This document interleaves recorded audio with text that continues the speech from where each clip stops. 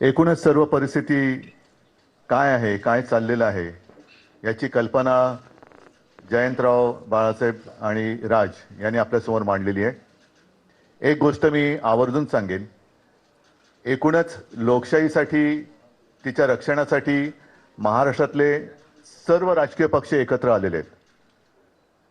आम्ही सर्व एकत्र येत असताना भारतीय जनता पक्षाला सुद्धा पत्र दिलं होतं, पण आज व्यासपीठावर आणि आमच्या कालच्या आणि आजच्या निवडणूक आयुक्तांच्या भेटीमध्ये भाजपाकडनं कोणी आलेलं नाही. हा विषय जो आहे तो गेल्या विधानसभेपासून सगळ्यांच्या लक्षात यायला लागला आणि एका पत्राचा उल्लेख जयंतरावांकडनं राहिला, तो त्यांनी मला सांगितला. तो म्हणजे विधानसभा निवडणुका ज्या म्हणजे गेल्या वर्षी झाल्या 2024, त्याच्या आधी 19 ऑक्टोबरला एक महिना आधी महाविकास आघाडीकडनं निवडणूक आयोगाला एक पत्र दिलं होतं आणि त्याच्यामध्ये आमचा विषय असा होता की नाव घेऊन अगदी म्हटलं तरी की काही भारतीय जनता पक्षाचे कार्यकर्ते ह्या मतदार यादीशी खेळतात आणि त्याच्यामध्ये काही लोक म्हणजे त्यांना हवेत ते घुसवत आहेत, नको ते काढतायत. हा सगळा खेळ यांचा सुरू आहे. आता जसं या दोघांनी सांगितलं, अगदी हे पुरावे आहेत. ही काही यादी आम्ही घरी नाही छापलेल्या. एकेका व्यक्तीचं नाव 4-4 ठिकाणी आहे, एका जागेवरती 200-200 नावं नोंदलेत. हा सगळा लोकशाहीचा खेळ खंडोबा चाललाय. दोन्ही निवडणूक आयुक्तांना आम्ही सांगितले की एक तर इलेक्शन म्हणजे निवडणूक घ्यायची असेल तर ती निष्पक्षपातीपणाने झाली पाहिजे, नाहीतर इलेक्शनपेक्षा सिलेक्शन करून मोकळे व्हा. तेवढंच आता राहिलेलं आहे. दोघांशी बोलताना थोडंसं आमच्या लक्षात आलं, मी त्यांचा अपमान करू इच्छित नाही, पण हे जे समोर आमच्या बसलेत ते आयुक्त म्हणून काही त्यांच्याकडे अधिकार आहेत का आम्ही कठपुतळी बाहुल्यांशी बोलतोय आणि त्यांचे दोर वरती कुठेतरी आहेत. ते वरनं जशी बोटं हलतील तशी इकडे हालचाली होतात की काय. सगळे मुद्दे सांगून झालेले आहेत. याच्यामध्ये आणखीन एक मुद्दा जो आहे तो 1 जुलैचा कट ऑफ डेट, म्हणजे 1 जुलै नंतर ज्यांना 18 वर्ष झाली असतील त्यांना यावेळेला मतदानाचा अधिकारच मिळणार नाही. ही कुठली लोकशाही आहे.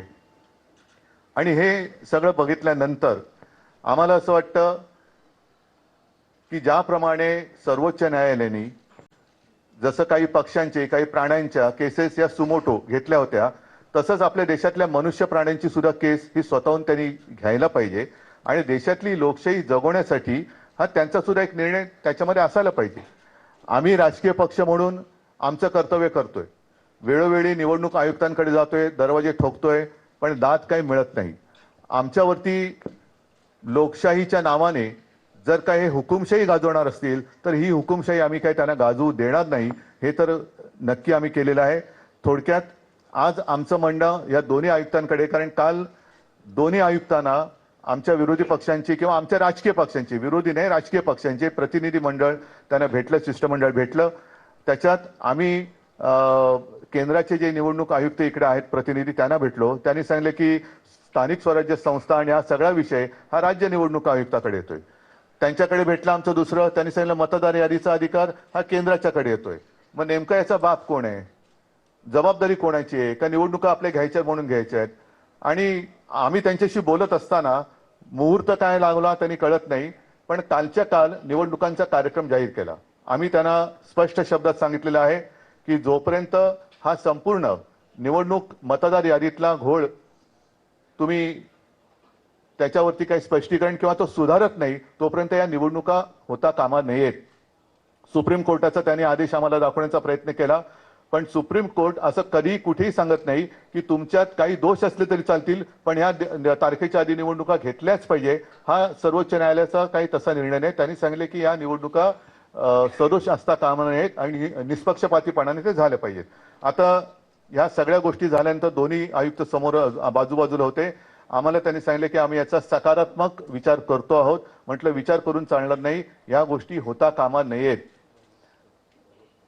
या गोष्टी होता कामा नयेत, कारण आपल्याला जो काही धक्का बसला होता विधानसभा निवडणुकीच्या निकालानंतर, त्या सगळ्या सत्ताधारी जे आता आहेत त्यांच्या सत्ता प्राप्तीच्या चोरवाटा आम्ही आता अडवलेल्या आहेत. या चोरवाटा आहेत. मतचोरी ही चोरवाट आहे, पक्ष चोरी ही चोरवाट आहे.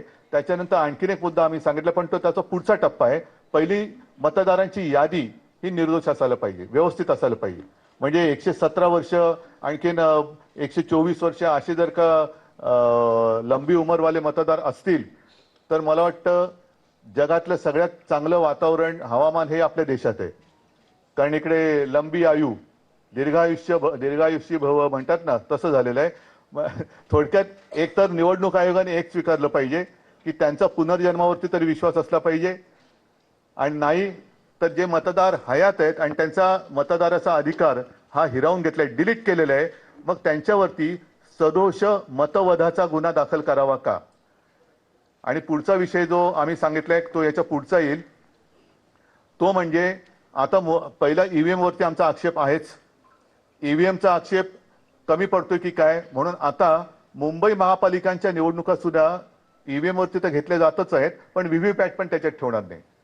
हाही मुद्दा एक महत्वाचा आहे. म्हणजे तुम्ही काही पुरावेच ठेवायचे नाहीत. जर का तिथलं व्हिडिओ रेकॉर्डिंग मागितलं तर व्हिडिओ रेकॉर्डिंग द्यायचं नाही. मतदार यादीमध्ये सगळा गोंधळ करून ठेवायचा. मतदार याद्या मागितल्या तर ते देत नाही. आणि म्हणून म्हटलं की ही काही लोकशाही तुम्ही हुकुमशाहीच्या पद्धतीने चालवत असेल तर ती आम्ही कदापि मान्य करणार नाही. शिष्टमंडळाने जे मुद्दे उपस्थित केलेले आहेत त्यामध्ये जर येत्या काळामध्ये निवडणूक आयोगाकडून सुधारणा नाही झाली तर तुमचं पुढचं पाऊल काय? पुढचं पाऊल पहिलं आजचं पाऊल लोकांसमोर जाऊ द्या. त्याच्यानंतर घाईघाई करण्याची आवश्यकता नाहीये. 2 दिवसात ते सांगतो म्हणालेत. सकारात्मक विचार त्यांचा, त्याला ते सकारात्मक कशाला म्हणतात ते त्यांच्या उत्तरातनं कळेल.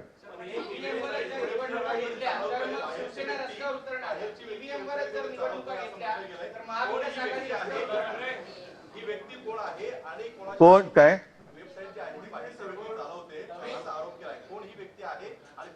त्याच्यासाठी आम्ही महाविकास आघाडीकडनं अतिशय स्वच्छ आणि स्पष्ट शब्दात विधानसभा निवडणुकीच्या 1 महिना आधी पत्र दिले, याचा मी आता उल्लेख केला ते